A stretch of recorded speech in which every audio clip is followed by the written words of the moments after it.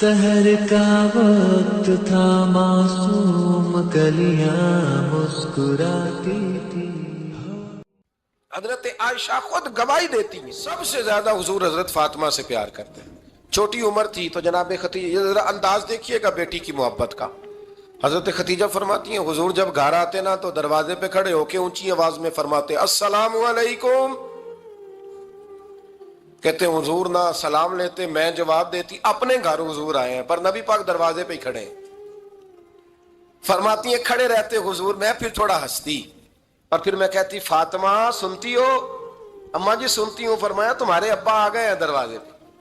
तो फरमाती हैं जनाब फातिमा वहां से दौड़ के आती और रसूल करीम का दरवाजा खोलती, फिर नबी पाक को उंगली से पकड़ के अंदर लाती। फरमाती जब तक वो जाती नहीं अल्लाह के रसूल दरवाजे पे खड़े रहते। वो उंगली पकड़ के लाती, फिर रसूल करीम उन्हें गोद में बिठा लेते। फरमाते वो छोटी छोटी बातें पूछती और हुजूर उनके बड़े बड़े जवाब देते। वो छोटी छोटी बातें, बचपन की एक बात लिखी है हमारे मुहद्दिसीन ने। एक दिन छोटी उम्र में, बिल्कुल छोटी उम्र में हजरत फातिमा ने पूछा या रसूल अल्लाह मैं अपने रब को कब देखूंगी?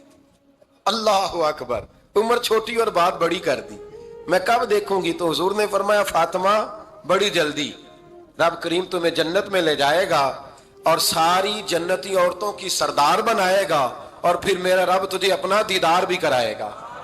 तो जनाब फातिमा तो ज़हरा रज़ी अल्लाह ताला अन्हा छोटी छोटी बातें करती। हजरत खतीजा कहती हैं जब चले जाते ना हुजूर तो मैं फिर बुलाती, मैं कहती इधर आना फातिमा, क्या बातें कर रही थी अपने अब्बा से? तो कहती फिर वो मुझे बताती भी और राजी भी होती। ये सिलसिला आखिर तक चला। ये हजरत फातिमा से राज की बातें करना हुजूर का आखिर तक चला। बुखारी मुस्लिम में हदीस, वहां रावी हजरत खतीजा है, यहाँ रावी हजरत आयशा सिद्दीका है। जनाब आयशा सिद्दीका कहती हैं हुजूर के विसाले ज़ाहिरी से कुछ दिन पहले खुद नबी करीम अलैहिस्सलाम ने हजरत फातिमा तो ज़हरा को बुलाया और जब वो आई तो कहती हैं उनको मैंने आते देखा तो मैंने फिर हुजूर को उनके इस्तकबाल के लिए खड़े होते भी देखा। फिर हुजूर ने उनका माथा चूमा, जहां बैठे थे वहां बिठाया, पहलू में बैठ गए और फरमाती हैं फिर बाप बेटी बातें करने लगे। मैं कोई चीज बना रही थी तो जनाब आयशा कहती है मैंने देखा कि हुजूर ने उनके कान में कोई बात कही तो जनाब फातिमा रोने लग गई। फिर हुजूर ने कान में कुछ कहा तो वो मुस्कुराने लगी।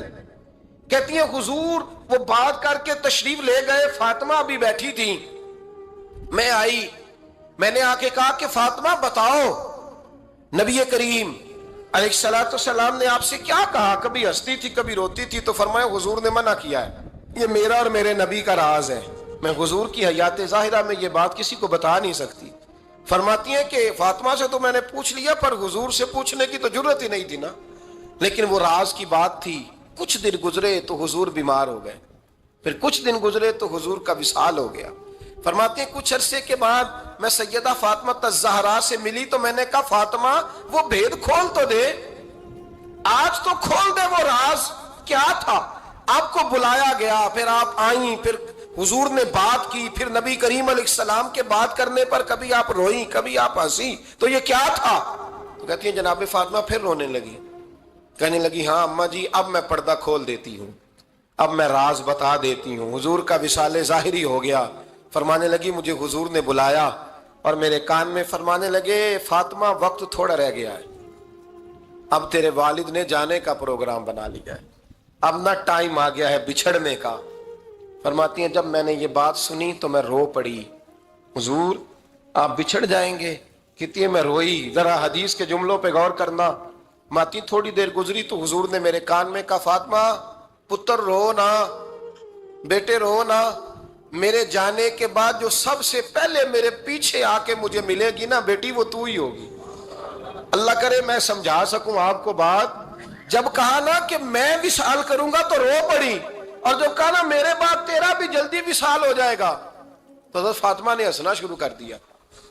क्या प्यार है मेरे महबूब अलैहिस्सलाम के साथ जनाब फातिमा का। उनके विशाल की खबर सुनी तो रो पड़ी और अपने की सुनी तो हंस पड़ी। और फिर हुजूर ने कहा फातिमा तुझे ये भी पता है ना कि अल्लाह तुझे जन्नती औरतों का सरदार बनाएगा, ये भी तुझे पता है? तो जनाब फातिमा ज़हरा के साथ शुरू से लेकर आखिर तक मेरे रसूल करीम अलैहिस्सलाम की मोहब्बत रही, प्यार रहा। और जनाब फातिमा का जो हुजूर से प्यार था چھوٹی سی عمر تھی حضرت فاطمہ کی جب حضرت خدیجہ وصال کر گئیں. تو کسی نے کہا فاطمہ سب سے پہلے گھر سے کب نکلنا ہوا؟ تو بخاری مسلم میں حدیث ہے، اللہ کے نبی نا بیت اللہ شریف کے سامنے سجدے میں تھے تو ابو جہل کو شرارت سوجی.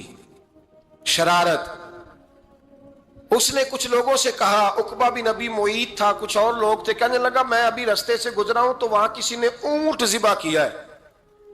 تو اونٹ کی اوجڑی، آپ نے اوجڑی دیکھی ہے نا، جانور کی اوجڑی بڑی وزنی ہوتی ہے، اس میں گندگی ہوتی. اونٹ کی اوجڑی بڑی وزنی ہوتی تھی. کہنے لگا وہاں اونٹ کی اوجڑی پڑی ہے، وہ دیکھو نبی پاک معاذ اللہ سجدے میں ہے، تو معاذ اللہ ثم معاذ اللہ وہ اونٹ کی اوجڑی اٹھاؤ حضور کی گردن پہ رکھ دو. تھوڑا سا مشکل سے جمعہ پڑھنا پڑ جائے نا، اور تھوڑا سا مشکل سے پڑھانا پڑ جائے تو ہم دین کے بہت بڑے خدمت گزار بن جاتے ہیں. یہ دیکھو سجدے کتنی مشکل سے ہو رہے ہیں، یہ دیکھو سجدے کتنی مشکل سے ہو رہے ہیں، کتنی مشکل سے حضور کے سر انور پر اوجڑی رکھ دی. یہ وہ وقت ہے کہ نہ تو چچا ابو طالب ہیں جو پہنچ جاتے، نہ جناب ختیجہ ہیں جو بندوبست کرتی. تو کسی نے نا جناب ختیجہ کے دروازے کے سامنے منہ کر کے کہا کہ محبوب کے گھر والوں حضور کے سر اقدس پر اوجڑی رکھ دی ہے کسی، اور حضور سر اقدس اٹھاتے ہیں تو تکلیف محسوس کرتے ہیں. جناب فاطمہ کہتی پہلا دیہڑا تھا جب میں چہرے پہ کپڑا ڈال کے نا تو اپنے بابا کے لیے نکلی. فرماتی پہلا دن تھا، میں حرم کعبہ میں پہنچی، حضور کو سجدے میں دیکھا تو چھوٹے چھوٹے ہاتھوں سے میں نے اوجڑی نیچے گرائی. حضور بولے کچھ نہیں، نہ میں نے کوئی بات کی. میں نے حضور کی انگلی کو تھاما اور میں کنویں پہ لے آئی. حضور بھی نہیں بولے، جناب سیدہ فرماتی میں بھی نہیں بولی. حضور بیٹھ گئے اور میں کنویں سے پانی نکالنے لگی. میں حضور کی زلفیں دھوتی جاتی اور حضور روتے جاتے، زلفیں دھوتی جاتی اور حضور روتے جاتے. پھر حضرت فاطمہ نے جب حضور کی زلفیں دھو لی تو ہاتھ اٹھائے، کہا اے اللہ کہ جنہوں نے میرے بابا کو تکلیف دی ہے نا ان کو برباد کر دے. میں رات روایت پڑھ رہا تھا مشکات سے تو میں حیران ہو رہا تھا کہ یہ عجیب منظر ہے، یہ عجیب منظر ہے کہ جب طائف والے پتھر مارے اور نبی کریم علیہ السلام سے حضرت زید بن حارثہ کہ حضور دعا کریں گے تباہ ہو جائے، تو نبی پاک کہ نہیں زید میں نے نہیں ان کے لیے تباہی کی دعا کرنی، یہ نہیں ٹھیک ہوتے تو ہو سکتا ہے ان کی نسلیں ٹھیک ہو جائیں.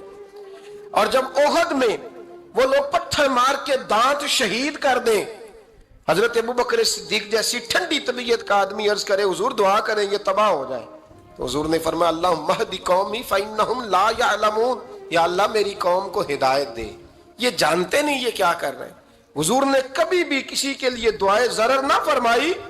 لیکن آج یہ عجیب منظر ہے، شاید یہ واحد وہ وقت ہے کہ جناب فاطمہ الزہرا نے جب کہا نا کہ اے اللہ انہیں برباد کر دے جنہوں نے آج میرے والد کو تکلیف دی ہے، حضرت فاطمہ کی دعا سن کے تو حضور نے بھی ہاتھ اٹھائے، کہا اے اللہ جیسے میری بیٹی کہتی ہے نا ویسے ہی کر دے، اللہ کر دے انہیں برباد. فاطمہ جیسے کہتی ہے ویسے، اللہ کرے آپ کو سمجھ آئے میری بات کی کہ وہاں جہاں شدید تکلیف دی گئی وہاں حضور نے کسی کے لیے ایسی دعا، اور یہاں فرمایا اللہ جیسے فاطمہ کہتی ہے ویسے. اللہ اکبر. حضرت عبداللہ ابن مسعود کہتے ہیں کہ وہ دعا بھی میں نے سنی اور پھر میں نے ان سب لوگوں کو جن کے لیے جناب سیدہ نے دعا کی تھی ان سب کو پھر میں نے بدر میں کٹتے ہوئے بھی دیکھا، میں نے ان کی لاشوں پر گھوڑے چلتے ہوئے بھی دیکھے، پھر میں نے دیکھا کہ صحابہ انہیں گھسیٹ کر کنووں میں ڈال رہے تھے، میں غور سے دیکھ رہا تھا اور ان کے چہرے پہچان رہا تھا. تو مجھ سے کسی نے کہا عبداللہ تم کیا غور کر رہے ہو؟ تو میں نے کہا میں غور کر رہا ہوں یہ وہی ہیں سارے جن کے لیے سیدہ فاطمہ نے دعا کی تھی کہ یہ برباد ہو جائے، یہ وہی ہیں میرے رسول کریم علیہ السلام کی ہر تکلیف کو جناب فاطمہ نے اپنی تکلیف سمجھا، ہر تکلیف کو. حضرت فاطمہ الزہرا کا کمال یہ ہے کہ انہوں نے میرے محبوب کا دکھوں میں ساتھ دیا، حضور کی تکلیف پر وہ تکلیف میں آتی، پریشان ہوتی. یہاں سے بات چلی 4-5 سال عمر مبارک تھی. حضرت فاطمہ کی کل عمر 29 سال ہوئی ہے. حضور کی عادت مبارکہ تھی جب سفر پہ تشریف لے جاتے تھے تو سب سے آخر میں سیدہ فاطمہ کے گھر جاتے، واپس آتے تو سب سے پہلے سیدہ فاطمہ کے گھر جاتے. مولا علی کہتے ہیں ایک دن میں نے عجیب نظارہ دیکھا، نبی کریم علیہ السلام سفر سے واپس آنے والے تھے. میں نے حضرت فاطمہ کو اطلاع دی کہ حضور آج پہنچ جائیں گے, تو انہوں نے گھر سارا صاف کیا, سجایا, سنوارا, کھانا پکایا. لیکن فرماتی ہیں جیسے ہی حضور اندر داخل ہوئے نا گھر کے, جناب فاطمہ نے حضور کا چہرہ دیکھا تو ہاتھ پکڑ کے چومنے لگی. اور کہتے ہیں جب انہوں نے سر اٹھایا تو ان کا چہرہ سارا آنسوؤں سے بھرا ہوا تھا. رسول کریم نے بیٹی کے سر پہ ہاتھ رکھا, بٹھا لیا, فرمایا فاطمہ بیٹے رونے والی تو بات کوئی نہیں تھی, کیوں رو پڑی ہو؟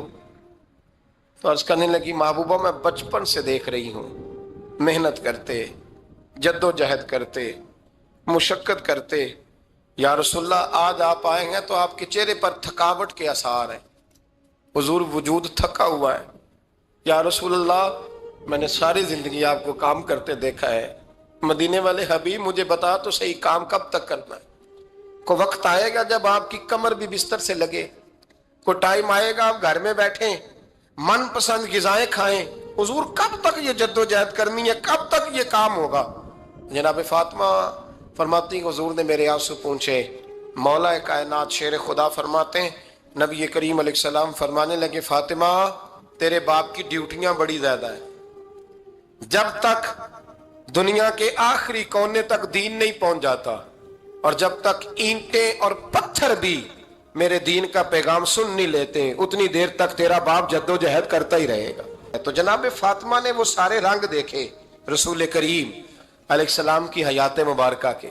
پھر یہ ساری کیفیت جب دیکھی نا کہ حضور اتنی محنت کرتے ہیں, تو پھر جناب فاطمہ کو میرے نبی کی امت سے پیار بڑا ہو گیا صلی اللہ ہو. سمجھیے گا اس بات کو, امت مسلمہ سے حضرت فاطمہ کو بڑا. امام حسن کہتے ہیں میری اماں سارے کام کرتی تھی گھر کے, میرے رسول کی شہزادی کو چھالے پڑ جاتے. کچا مکان جناب فاطمہ جناب فضا آپ کی لونڈی تھی, ان سے مٹی منگاتی اور گھر میں لیپا پوتی کرتی, پھر جھاڑو دیتی. امام حسن اور حسین کے درمیان پورے سال کا فرق نہیں, 11 مہینے کا فرق, دونوں بچوں کو سنبھالتی. جناب علی کی والدہ حضرت فاطمہ بنت اسد بوڑھی تھی, جناب فاطمہ وہ کھول کے نوکری کرتی کہ حضرت فاطمہ بول پڑتی, حضرت فاطمہ بنت اسد بول پڑتی. کہتی بیٹے فاطمہ میرا اتنا نہ خیال رکھا کر, تیرے اپنے بھی بچے ہیں.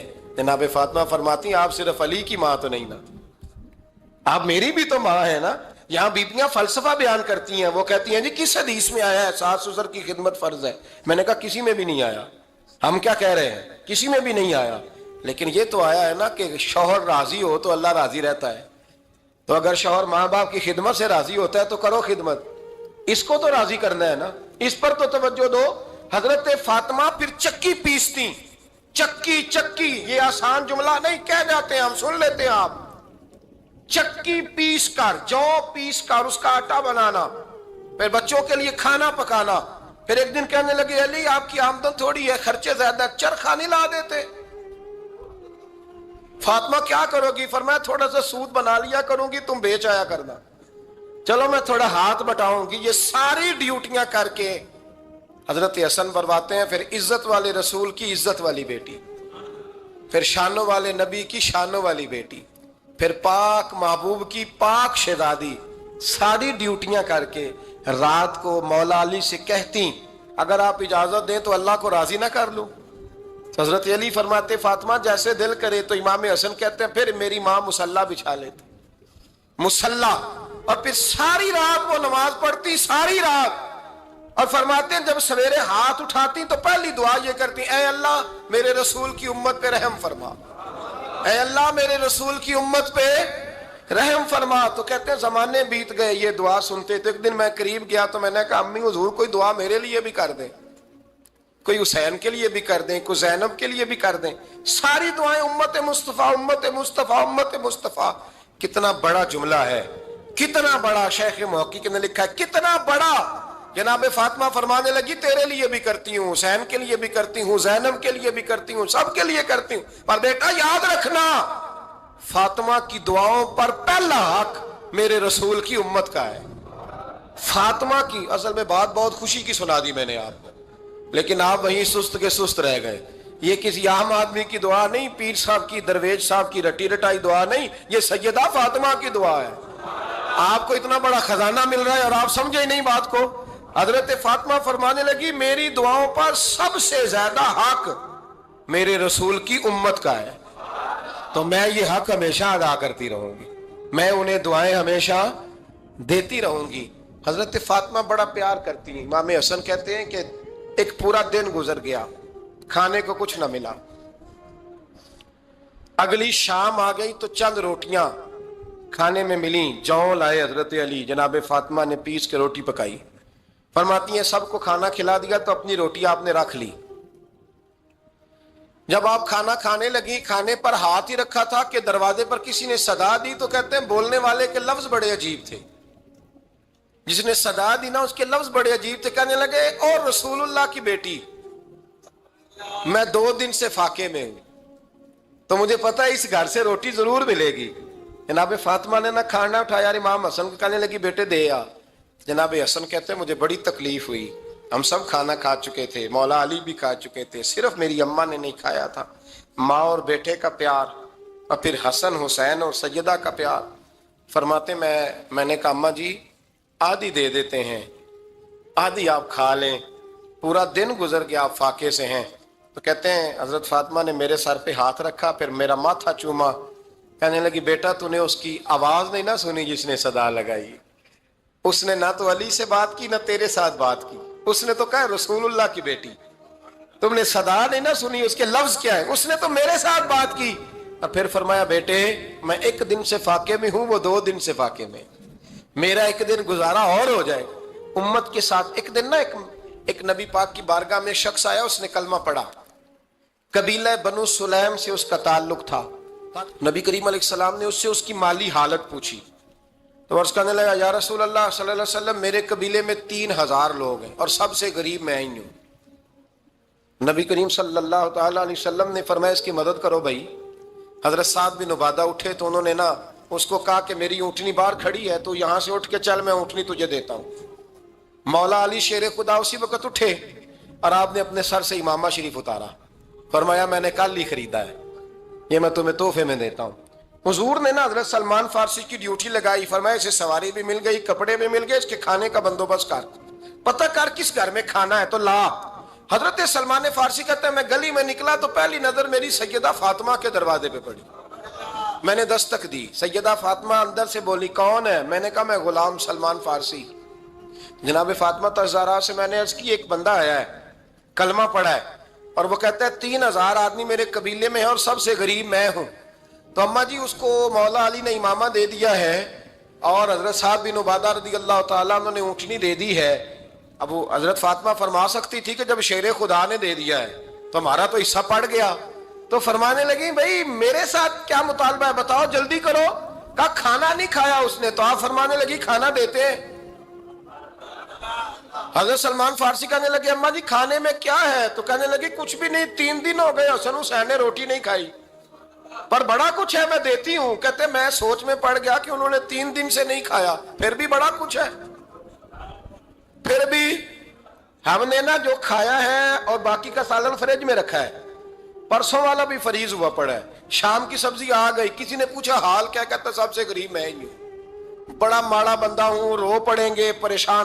کہا بچوں نے 3 دن سے روٹی نہیں کھائی، پر سلمان بڑا دیا ہے میرے اللہ نے، بڑا کچھ ہے۔ تو کہا اماں جی پھر کرنا کیا ہے؟ فرمایا تو ٹھہر دا میں بتاتی ہوں۔ کمبل پڑا تھا، بسترا سمجھ لیں، موٹا اوڑھنے کا، کھدر کا، حضرت فاطمہ جلدی سے لائیں، فرمانے لگے یہ پکڑو اور دیر نہ کرنا، یہ ہماری گلی کے کونے پہ نا 2-4 گھر چھوڑ کے تو ایک یہودی ہے، اس کا نام شمعون ہے، وہ اس طرح کی چیزیں گروی رکھ کے یا خرید کے نا تو پیسے بھی دے دیتا ہے، جوں بھی دے دیتا ہے، گندم بھی دے دیتا ہے، سرکہ اور کھجوریں بھی، اسے دے آ، اور وہ جو سامان دینا وہ میرے پاس لا، اور لا کے مجھے دے تاکہ میں جلدی سے اس آدمی کے لیے بندوبست کروں۔ پتہ نہیں بیچارہ کتنے دنوں کا بھوکا ہے، پتہ نہیں بیچارہ کتنے، اپنے بچوں نے 3 دن سے روٹی نہیں کھائی، لا نہ ذرا۔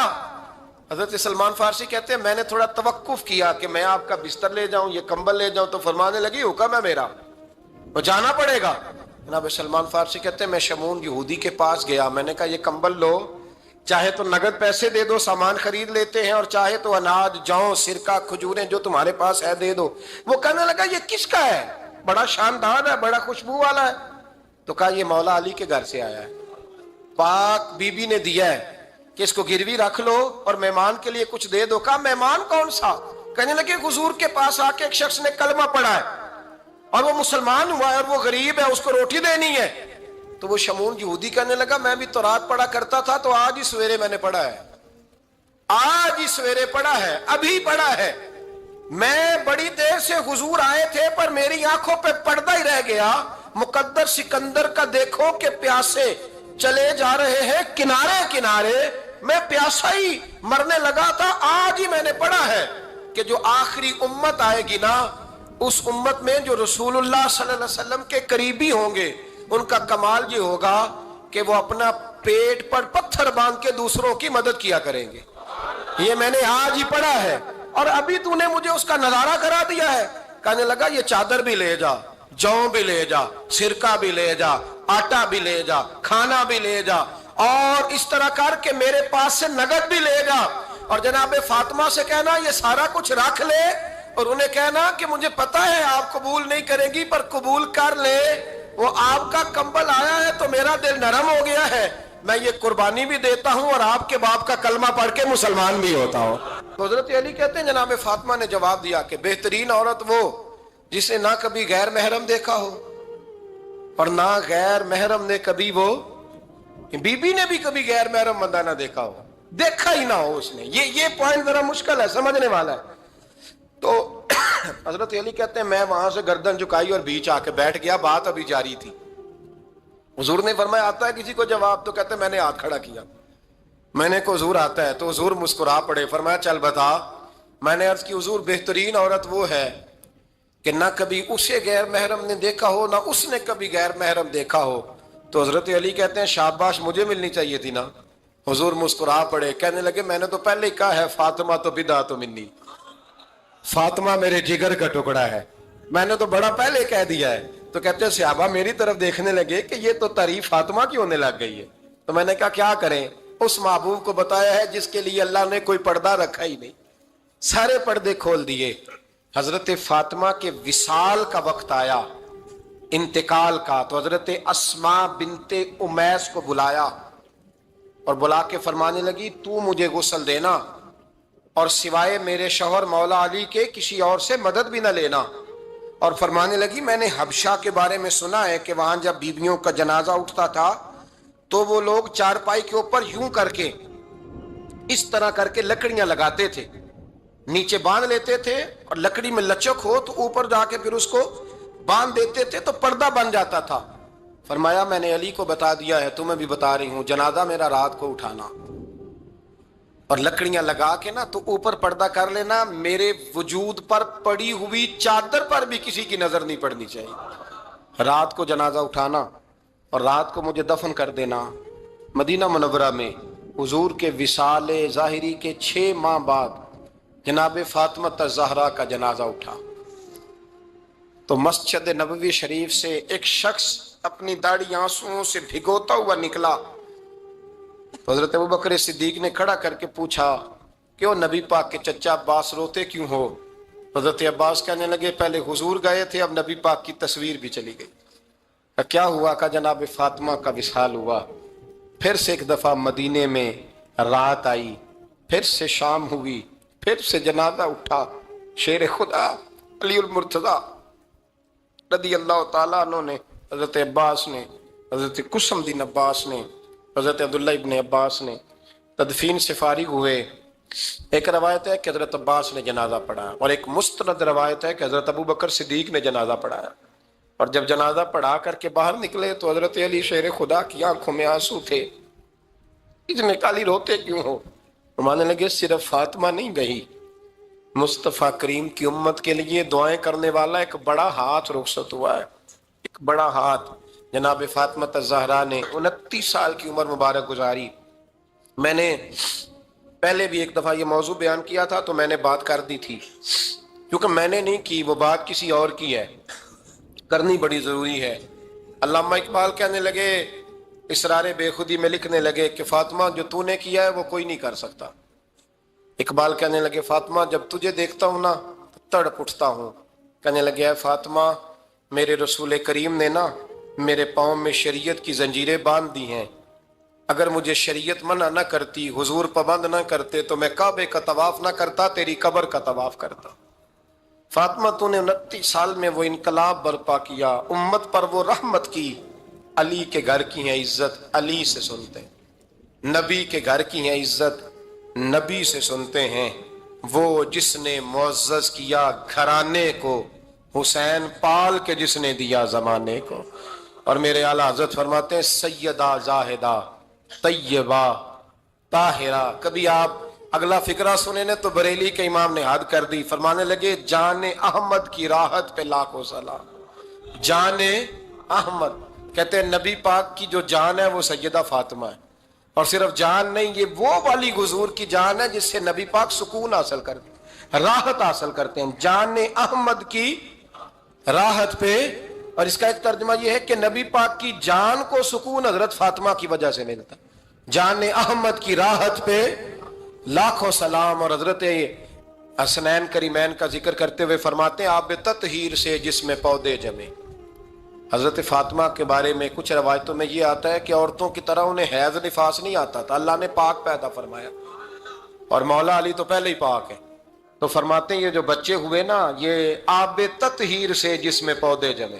یہ بریلی کے امام کی محبت ہے سیدہ فاطمہ سے اور حسنین کریمین سے۔ کیا انداز ہے، کہنے لگے آب تطہیر سے جس میں پودے جمے، اس ریاض نجابت پہ لاکھوں سلام۔ اس ریاض، پتہ نہیں کہاں بیٹھ کے لوگ اہل بیت کی شان بیان کرتے ہیں، اہل بیت کی شان سننی ہے تو بریلی کے امام سے سنو۔ اس ریاض نجابت پہ کہتے ہیں حضرت فاطمہ صرف پاک نہیں، پاکیزگی کا پورا باغ ہے، پورا، یعنی ان کی چھاؤں بھی پاک ہے، ان کا سایہ بھی، ان کا پھل بھی، ان کی ٹہنیاں بھی، بولے تو صحیح یار، ان کی ٹہنیاں بھی، ان کی زمین بھی۔ اس ریاض نجابت پہ لاکھوں سلام، اس ریاض نجابت پہ لاکھوں سلام۔ سیدہ زاہدہ طیبہ طاہرہ، جان احمد کی راحت پہ۔ اے اللہ، رمضان کا جمعہ ہے، بڑے سارے لوگ موجود ہیں، ہم تیری بارگاہ میں التجا کرتے ہیں، اے عرش و فرش کے مالک، پاک رسول کی پاک بیٹی کا صدقہ امت کی ہر بیٹی پہ رحم فرما۔ آخر الہام جامع ہے تیرا، قرآن امامہ ہے تیرا، منبر تیرا عرش بری، یا رحمت للعالمین۔